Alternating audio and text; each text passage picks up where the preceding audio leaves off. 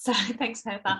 My name is Emily, and I'm actually not a SWAN family. I have a diagnosis for my 12-year-old son, but I run a support group and work very closely with Heather as two leaders of support groups, just on different difficulties and advocacy work, and just sort of trying to share our knowledge and our resources.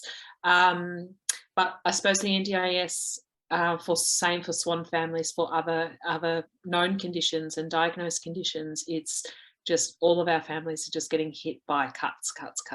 And, they're screaming out to us who, we're run by mostly volunteers. So the burden, I suppose, falls on us to fill the gaps in where the NDIS is. And we've got a lot of families preparing to go to tribunal and things like that.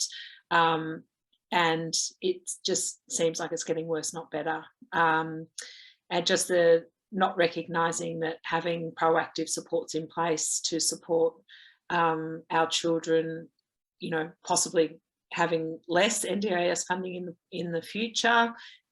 They've just got quite a reactive, it seems to be quite a reactive model at the moment, and that's really frustrating for for my family, but also the families that we work with as well. So that's why I was interested to come along today and see what we can do as a collective voice to make some improvements going forward.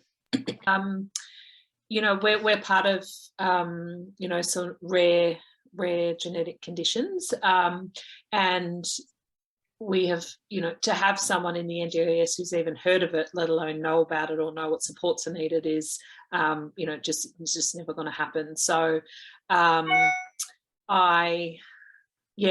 it's frustrating, and it's not sustainable to educate everyone, but just knowing where education or information is available, if an NDIS planner or something does come across a condition that is rare, that's what we're trying to do, but it's still different from one end of Australia to another, depending on who you get. So and that's not just with our condition, we know that that's across the board. So having a group of professionals to go to say, what does autism look like for this age, what does condition XYZ look like for a 2-year-old or a 10-year-old or whatever that might be, to get an understanding before they start writing that plan. But I also think that the planners, they're experiencing their own cuts. It's not just our kids' funding that's being cut. It's they're getting pushed to see more people, manage more plans. So their